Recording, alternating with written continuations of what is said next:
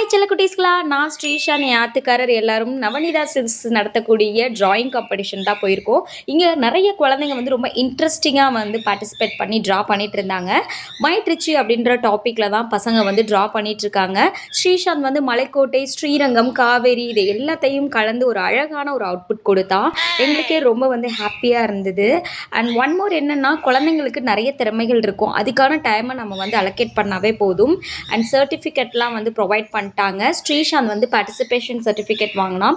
Practice makes a man perfect. அப்பாவும் பையனும் வந்து ஏதோ டீப் டிஸ்கஷன் பண்ணிட்டு இருந்தாங்க.